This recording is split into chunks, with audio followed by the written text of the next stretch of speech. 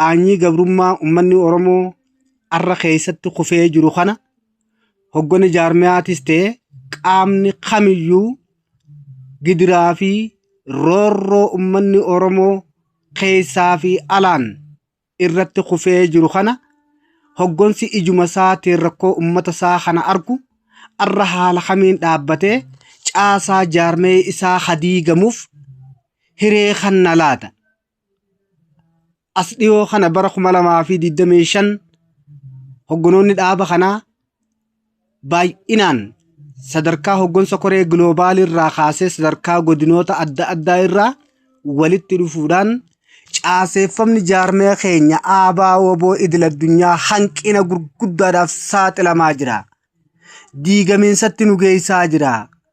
Rakkinni kun dandamachiisuudhaaf dhaabni dirree irraa dhufee rakkina kana akka nuuf furuuf isaan gaafanna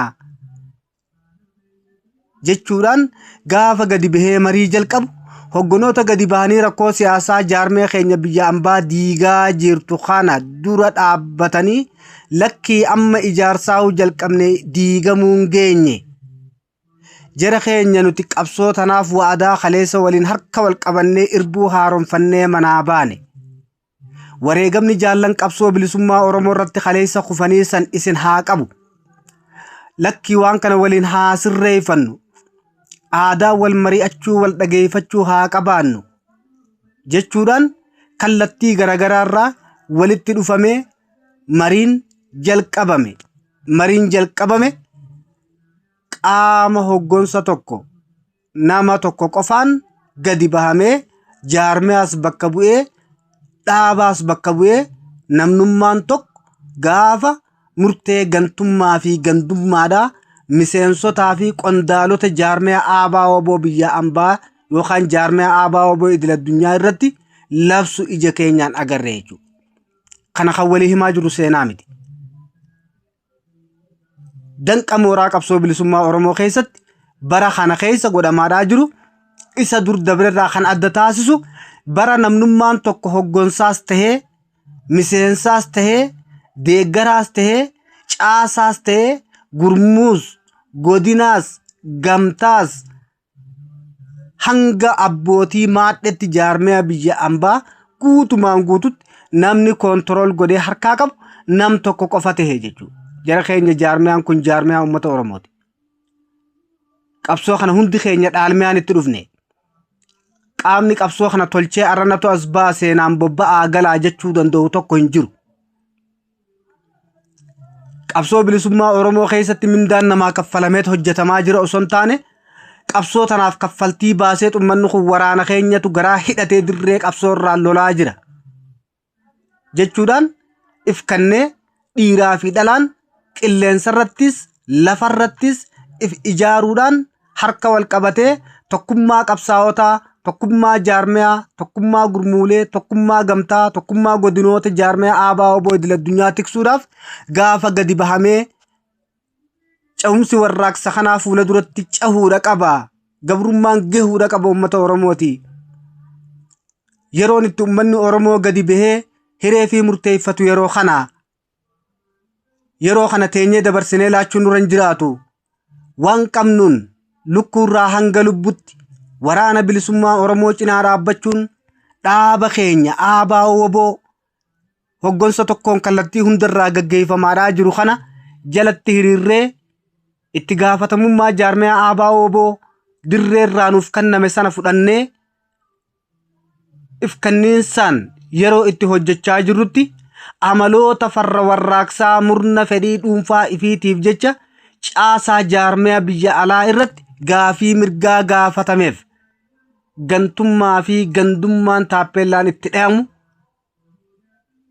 diigumsa jaarmiyaa kanaatiif sababa guddaa kan ta'e qaama hoggonsa jaarmiyaa aabaa woboo biyya alaatiif itti gaafatamni ana jedhutu gadi bahee miseensota jaarmiyaa kanaa facaasaa jira jechuudha. Hawwii fi hamileen jaarmiyaan keenya bara 2024 keessa sochiin inni godhe kan akkaan diinaas rifaasisu kan akkaan qabsaa'ota dirree irrattis abdachiisu tokkummaa dirree qabsoodhaa kan leellisu san arra hoggonsi dhaabaa bakka jirutti bakka hoggonsi jaarmiyaati qaamni ani fiin jedhu jirutti miseensota jaarmiyaa kanaa qabsoo bilisummaa Oromootiif gadi bahanii diinagdee isaanii ilmaan isaanii agabsanii dabarsanii gumaachaadhaa jiran walirratti duulchisuun kutaadhaan adda qoqqooduun olola walirratti bansiisuun amaloota ijaarsaa fi sabboonummaa irraa dhaalaa jirru osoo hin taane amaloota farra warraaqsaa fi diinummaa wal facaasuudhaan irratti akka xiyyeeffatamuuf walgahii guddoo godinaa walgahii guddoo idil addunyaa irratti miseensota walitti qabanii murni fedhii dhuunfaa isaa irratti hundaa'e qabsoo bilisummaa Oromoo diiguudhaaf gaafa gadi bahamee maqaan qabsaa'ota gameeyyii kaleessa qabsoo bilisummaa Oromoo tanaaf jiraa qotamanii itti awwaalaman gariin isaanii foon isaaniitu awwaalchaaf barbaadamee dhabamee mukarraa walitti guuramee awwaalame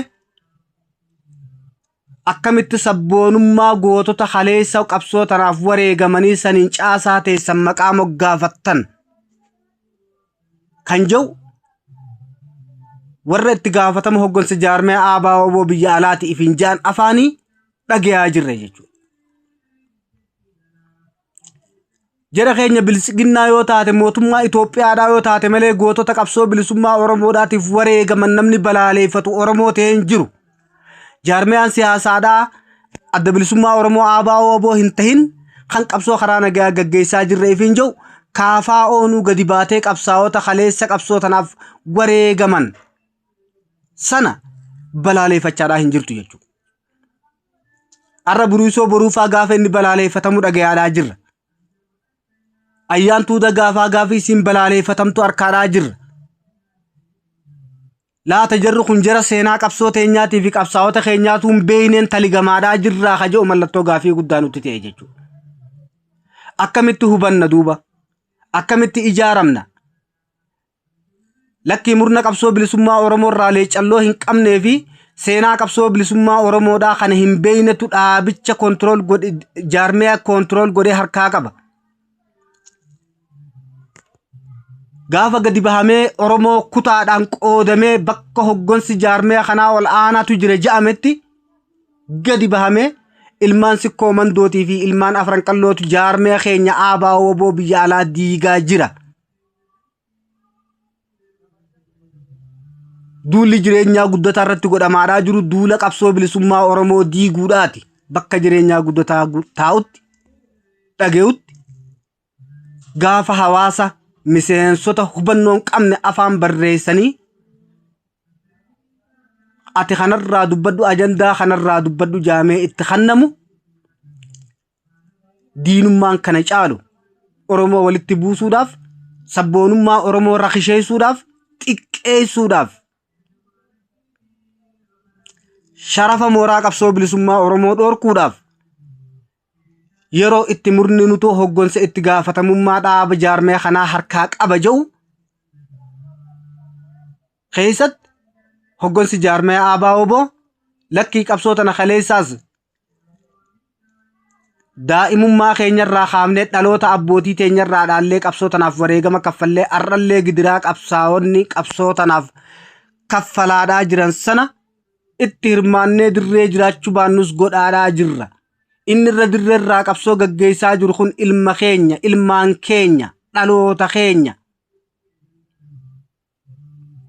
Kanaaf ilmaan kun qabsoo tana guduunfaa itti gochuudhaaf diinagdeen qabsoo tana cinaa haa dhaabbannu.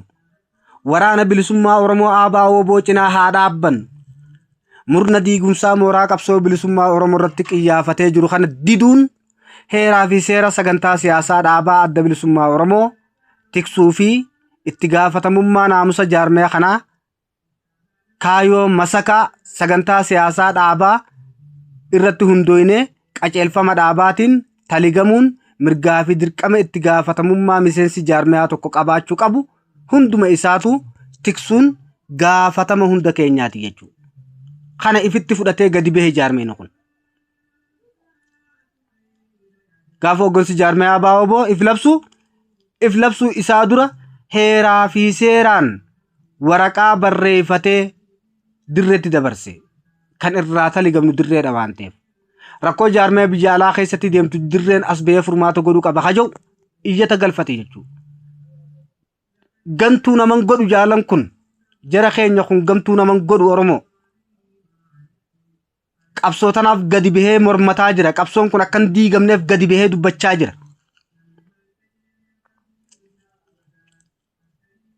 Gaafii tana dirreetti dabarfatee dirreerraa taa'ee murtee eeggachaadhaa jira jaarmiyaan kun. Hanga murteelleen dirreerraa nu deebitutti haa diigamnu osoo hin taane hojii dhaabna osoo hin taane hojiin keenya itti fufuu qaba. Ijaarsi keenya daran jabaatee itti fufuu qaba. Garaagarummaa kaayyoodhaan qabnu garaagarummaa yaadaa malee olola diinummaadhaa isaan duratti labsaniif deebisaa kannuun isinirra hin jiraatu jaallan. Kana waadaa keessaniif itti fudhadhaa waadaa haaromfadhaa kan jedhu hoggansu kun labse jechuudha. Qaama yoo diigumsi jaarmee keenya mudate jaarmee keenya diigumsarraa dandamachiisa jennee eegaa jirrurraa diigamiinsi nu mudate. Bara dhufaa dabraa mooraa qabsoo bilisummaa Oromoo keessatti bu'uura diigumsaatiif sababa guddaa kan ta'u miseensa osoo hin taane hoggansa jechuudha. Gubbarraa gad diigamaa dhufe bara dhufaa dabraa qabsoon keenya. Shirri siyaasaadhaa mul'ata dhuunfaa ifiitiif jecha nagaya hiree murteeffannaa hoggansa tokkoo tiksuudhaaf jecha jaarmee guutuu diigu kun umurii dheerachuu adda bilisummaa Oromoo ABO boodaatiif sababa guddaa kan ta'e waggaa 50 dabre kana adda bilisummaa Oromoo shira mooraa qabsoo bilisummaa Oromoo keessatti dalagameen wareegama hangana hin jaamnetti kaffaluu danda'ee jira. Wareegama diinni nu kaffalchiisarra wareegama mooraa qabsoo bilisummaa Oromoo keessatti waraabeeyyii mooraa qabsoo bilisummaa Oromoo maadheeffatteen tiksitoota impaayeraa kan mooraa qabsoo bilisummaa Oromoo maadheeffateen diigumsi ni mudate hangana jechuun dandeenyu jechuudha. Kun dhugaa lafarra jirudha. Jaalattus jibbitus qabsoon baabura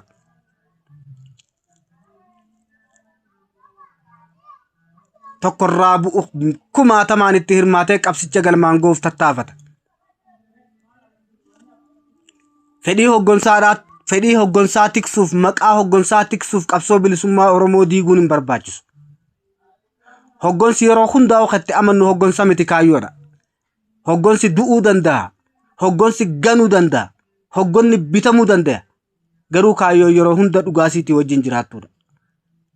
Dhaloonni kaayyoo tana galmaan ga'u akkuma irra jaalmarroon qabsoo bara dukkanaa sana yoo isin bilisa baatanis qeerransaa fi jaldeessaa fi qamalee bineensa Oromiyaatiin bosona Oromiyaa bilisa baasi jee gadi bee sana arraas dhaloonni akkasitti itti fufiinsaan murni diigumsa jaarmee biyya ambaa dantaa dhuunfaa isaatiif naggaadeen daldala irratti xiyyeeffattee horii qofa irratti jaarmee biyya ambaadhaa jaaraa jirtu. Murni siyaasa hubatu kadantaa diinagdee isaanii qofa irratti xiyyeeffatu san lakkii diinagdee kan funaannu waraana bilisummaa Oromootiif malee nama dhuunfaatiif miti. Ajajni ijaaramuudhaa kan nutti kenname uummata Oromoo ijaaruudhaaf sabboonummaa uummata Oromoo ijaaruun diinagdee irratti hundaa'aa osoo hin taane dammaqina uummata irratti waan hundaa'uuf uummata keenya dammaqsaa hiriirsaa barsiisaa hidhachiisaa kan jiru sagantuma siyaasaa gubbaa jira jechuudha. Namni tokko miseensa jaarmiyaati kan jedhamuu danda'amu nama sagantaa siyaasaa dhaabaa hubatee heeraa fi seera dhaabaa adda bilisummaa Oromoo ABO gadi kannu sagantaa siyaasaa bara 2017 kora sabaatiin raggaasifame san hubatee itti amanee baratee waadaa isaa fudhatee dirqama dhaabni isaa itti kannu bitaa fi mirgattis kallattii hundaan ifitti fudhachuudhaan irbuusaa haaromfatee hojiirratti bobba'eetu miseensa dhaaba kanaati jedhama.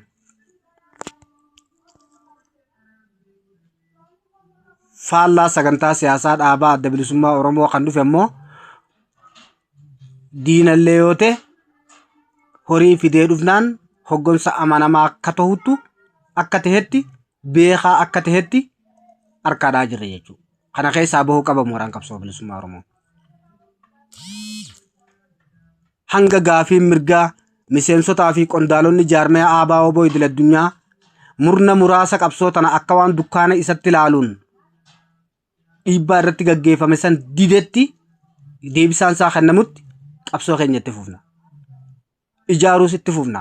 Diinagdee waraana bilisummaa Oromoo cinaan dhaabbachuunis hanga wareegama lubbutti itti fufna.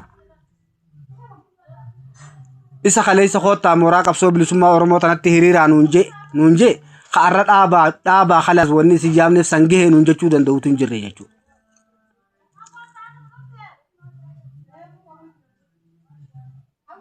Kan jechuun barbaada fayyaa ta'a galatoomaa.